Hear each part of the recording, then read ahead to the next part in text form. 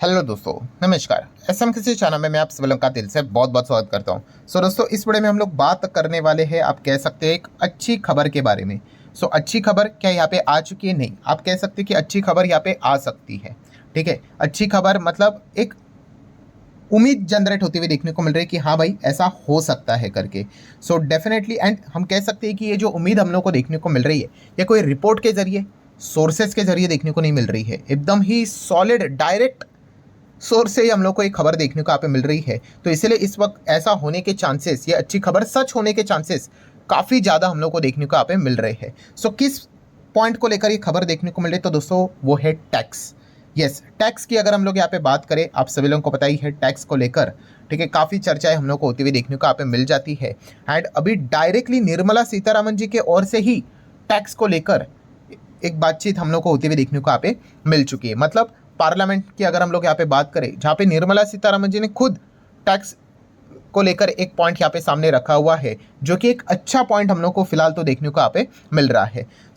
Exactly क्या उन्होंने यहाँ पे बोला है, वो सारी चीज़ें मैं अभी आप लोगों के सामने यहाँ पे आसान भाषा में रखने वाला हूँ। तो सबसे पहले तो आपको ये पता होना चाहिए कि हमारे देश में जो टैक्सेस लगते हैं, बेसिकली दो प्रकार के होते हैं। ठीक है, एक होता है डायरेक्ट टैक्स एंड दूसरा कौन सा होता है? Indirect tax. अब ये डायरेक्ट टैक्स क्या होता है भाई? Income tax, capital gain tax, ठीक है, इस प्रकार के जो टैक्सेस हम लोग को देखने और भी आते हैं, ठीक है, बट ये डायरेक्ट टैक्सेस देखने को मिल जाते हैं। कॉर्पोरेट टैक्स भी यहाँ पे रहता है, ठीक है। एंड डायरेक्ट टैक्स को लेकर रिसेंटली हम सभी लोगों ने देखा था कि सरकार ने यहाँ पे रिलीफ तो जरूर दिया था। कैसे? यस, 12 लाख तक अगर हम लोग इनकम अगर आपकी होगी, 12 लाख बोलो, 12,75,000 बोलो, स्टैंडर्ड डिडक्शन पकड़कर, सब कुछ रिबेट विबेट पकड़कर, अगर आप इतना कमाते हो तो डेफिनेटली आप अपने टैक्स को रिबेट पकड़कर क्या कर सकते हैं? जीरो कर सकते हैं। मतलब आपको 12 लाख या फिर 12,75,000 तक इनकम तक, सैलरीड इनकम तक कोई भी टैक्स देने की जरूरत यहाँ पे नहीं पड़ेगी। ये काफ़ी अच्छा खबर हम लोग को बजट में इस वक्त देखने को यहाँ पे मिल गया। ये तो हो गया डायरेक्ट टैक्स से रिलेटेड।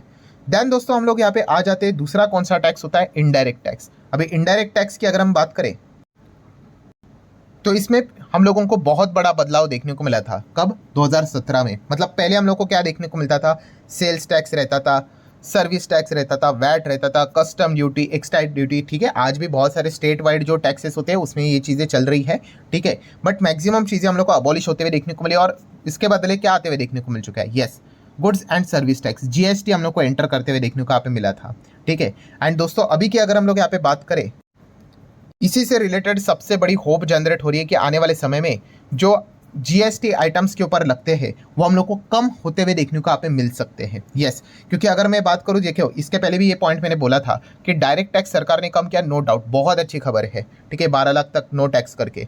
बट अगर एक्चुअल में अगर आपको इकोनॉमी को बूस्ट देना है, ठीक है, तो आपको क्या करना पड़ेगा? आपको जीएसटी जो कि इनडायरेक्ट टैक्स है, इसको यहाँ पे अगर हम कम करने में अगर सफल रहे तो शायद से हम कह सकते हैं कि एक्चुअल में इकोनॉमी में हम लोग को थोड़ी रफ्तार आते हुए देखने को मिलेगी। क्योंकि इनडायरेक्ट टैक्स एक ऐसा टैक्स होता है, चाहे आप अपर क्लास हो, मिडिल क्लास हो, लोअर क्लास हो, आप कोई भी क्लास हो, सबके लिए सेम लगता है, ठीक है। मतलब अगर आपको एक वाटर बॉटल भी अगर खरीदनी है, पानी की बॉटल भी अगर आपको खरीदनी है, ठीक है, तो उसके ऊपर अगर मान लो जितना भी जीएसटी लगता होगा, 5 रुपये का जीएसटी, चाहे फिर आप 100 करोड़ कमाते होंगे दिन के, या फिर अगर आप 100 रुपया भी कमाते होंगे दिन के, सबके लिए अगर वो बॉटल अगर वो खरीदता है तो सेम टैक्स वो देते हैं सरकार को, ठीक है।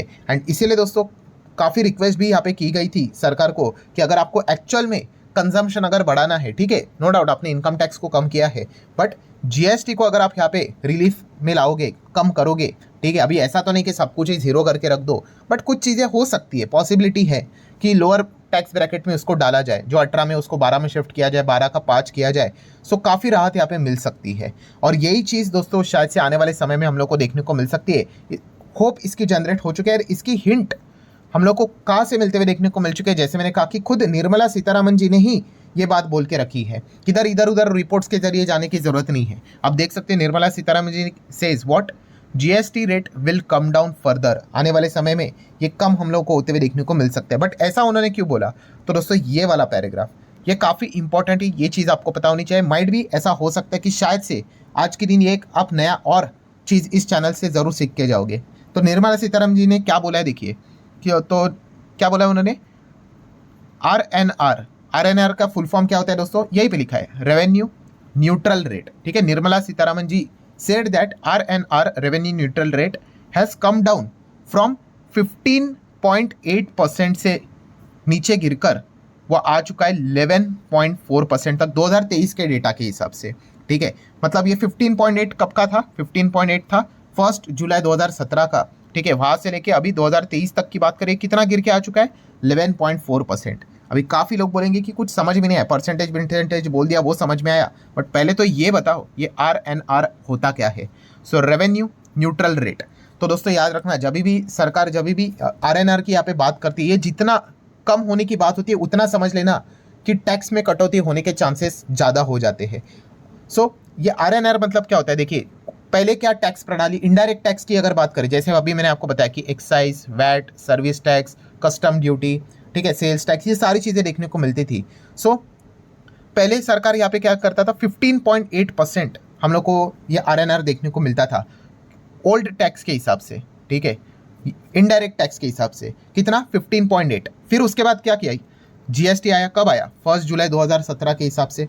ठीक है, और GST जब आने के बाद अभी RNR कितना देखने को मिल रहा है? 11.4%। सो RNR दोस्तों बेसिकली क्या होता है कि पहले जो टैक्स प्रणाली हम लोग को देखने को मिलती थी, ठीक है, बिफोर GST, उससे अगर मान लो सरकार अगर 100 रुपया कमाती थी, ठीक है, तो ये 15.8 के हिसाब से देखने को मिलता था। ठीक है, अभी सेम 100 रुपया कमाने के हिसाब से, ठीक है, वो कितना RNR परसेंटेज हम लोग को देखने को मिल रहा है, ठीक है, जिससे सरकार सेम रेवेन्यू जनरेट करेगी, तो वो हम लोगों को बताता है। सो अभी पहले सरकार 100 के हिसाब से कमाई अगर होती थी तो 15.8 के हिसाब से, अभी सेम 100 की कमाई होती है 11.4 के हिसाब से। तो ये इंडिकेशन देता है दोस्तों कि आने वाले समय में क्या हो सकता है, टैक्स के रेट्स हम लोग को कुछ हिसाब से कम होते हुए देखने को यहाँ पे मिल सकती है। नाम में ही लिखा है, क्या बोला है? रेवेन्यू। रेवेन्यू मतलब कमाई, न्यूट्रल रेट। ठीक है, सो ये सरकार के पॉइंट ऑफ व्यू से होता है। और जब भी RNR ये डाउन चला जाता है तो एक अच्छा पॉइंट हम लोग, एक हिंट मिलता है। जैसे अभी मैंने आप लोगों को बोला ना कि शायद से आने वाले समय में सरकार क्या कर सकती है? GST के दर में कुछ कटौती यहाँ पे कर सकती है। देखिए, मैं अगेन कह रहा हूँ, सब कुछ जीरो नहीं होता है भाई, ठीक है, बट कुछ पॉइंट्स हम लोग को एवरेज डेटा वो कम करने की कोशिश यहाँ पे करेंगे ही करेंगे। सो इसीलिए हम यहाँ पे कह सकते हैं कि ये सारी चीज़ें हम लोग को बातचीत में देखने को यहाँ पे मिल रही है कि क्यों टैक्स कम किया जा सकता है। एंड ऊपर से अगर हम बात करें तो निर्मला सीतारमण जी ने एक और बात बोल दी है, कौन सी?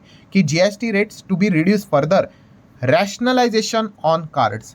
ठीक है, रैशनलाइजेशन मतलब सिंप्लीफिकेशन हम लोग को और ज़्यादा देखने को यहाँ पे मिल जाएंगी GST के रेट्स की अगर हम लोग बात करें तो। मतलब देखिए, इसके पहले भी ये चर्चा हुई थी कि कुल मिला के GST के कितने रेट्स हैं। ठीक है, आप जीरो को कंसिडर नहीं करते तो 4 होते हैं, 5%, 12%, 18%, 28%। ठीक है, ये 4 रेट्स है।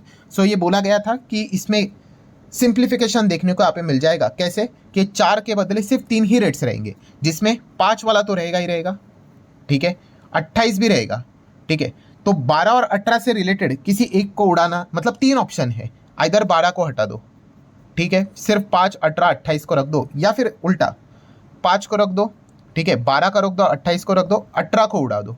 ठीक है, तो 3 रेट हो गए। या फिर ऐसा भी बोला जा रहा था कि 5 को रखो, 28 को रखो, 12, 18 दोनों को उड़ा दो और एक 15% वाला एक और स्लैब लेकर आ जाओ। ठीक है, बट 3 ही रेट रहेंगे फिर, 5, 15, 28। 5, 15, 28 हो सकता है, 5, 12, 28 हो सकता है, या फिर 5, 18, 28 हो सकता है। तो इसकी बातें हम लोग को देखने को मिल रही है। एक कोई तो रेट शायद से हम लोग को हटते हुए देखने को यहाँ पे मिल सकता है। इसके चांसेस काफ़ी ज़्यादा देखने को यहाँ पे मिल रहे हैं। अभी ये देखने वाली बात होगी, अगर 18 वाला रेट अगर हट जाता है तो एक्सपेक्ट किया जाएगा कि शायद से 18 वाले मैक्सिमम आइटम 12 में आ जाए। ठीक है, 28 में जाने के चांसेस काफ़ी कम होंगे। बट अगर 12 वाला रेट हट गया तो शायद से ऐसा हो सकता है मैक्सिमम आइटम 12 से 18 हो जाए, एंड 12 वाले कुछ थोड़े थोड़े आइटम 5 में भी जा सकते हैं। ठीक है, ये सारी डिबेटेबल पॉइंट्स है। ठीक है, एंड अगर 15 अगर हो जाता है तो डेफिनेटली कुछ 18 वाले 15 में आ जाए, कुछ 12 वाले 15 में आ जाए। ठीक है, ये भी हम लोग को देखने को यहाँ पे मिल जाएगा। ठीक है, बट रेट रैशनलाइजेशन की भी बातें हम लोग को होती हुई देखने को मिल चुकी है। बट खास करके ये एक्सपेक्ट किया जा रहा है कि डाउन साइड हम लोग को देखने को मिल सकता है। क्यों? क्योंकि RNR सरकार का गिरते हुए देखने को यहाँ पे मिल रहा है। पहले जो 100 के लिए सरकार को जो RNR मिलता था, अभी वो और नीचे यहाँ पे आ चुका है, जो कि एक संकेत देता है कि आने वाले समय में क्या होगा, GST के दरें हम लोग को नीचे जाते हुए देखने को यहाँ पे मिल सकती है। सो कंक्लूजन क्या है दोस्तों? कुल मिला के हम कह सकते हैं कि आने वाली जो GST काउंसिल की मीटिंग रहेगी, ये one of the most important meeting में से एक होगी। वैसे तो हर एक मीटिंग इंपॉर्टेंट होती है, बट जब खुद फाइनेंस मिनिस्टर निर्मला सीतारमण जी ये बात बोलती है कि GST rates will come down soon, ठीक है, एंड रेट रैशनलाइजेशन के ऊपर वर्क चल रहा है, ठीक है, तो डेफिनेटली आज नहीं तो कल अभी लेटेस्ट GST काउंसिल की मीटिंग या फिर उसके बाद की मीटिंग कभी ना कभी तो ये चीज़ें हम लोग को होते हुए देखने को मिलेगी, जहाँ पे सबसे बड़ी होप यही जनरेट हो रही है कि इनडायरेक्ट टैक्स शायद से कुछ आइटम्स के ऊपर हम लोग को कम होते हुए देखने को मिल जाए। सो अभी किसके ऊपर होगा वो तो देखने वाली बात होगी, बट यस ये टैक्स भी अगर कम हो गया तो बहुत बड़ी रिलीफ हमारे सिस्टम में हम लोग को देखने को मिल सकती है। खास करके एफएमसीजी वाली जो कंपनियां रहेगी, कंज्यूमर से सेगमेंट में काम करने वाली कंपनियां लाइक कंज्यूमर ड्यूरेबल्स कंपनियां, उनके लिए अच्छी खबर हो सकती है। बट वो डिपेंड करता है कि कौन सा टैक्स स्लैब रेट में क्या रियायत मिलती है, कौन से आइटम्स को कहाँ पे शिफ्ट किया जाता है, उसके हिसाब से देखना पड़ेगा। सो आशा करता हूँ दोस्तों ये वीडियो इन्फॉर्मेटिव लगा होगा। आप चाहो तो लाइक एंड शेयर कर सकते हैं। एंड RNR के बारे में क्या आपको पता था तो आप जस्ट कमेंट सेक्शन में यहाँ पे लिख सकते हो, ठीक है। तो चलिए मिलते हैं अगले वीडियो में, तब तक के लिए बाय बाय।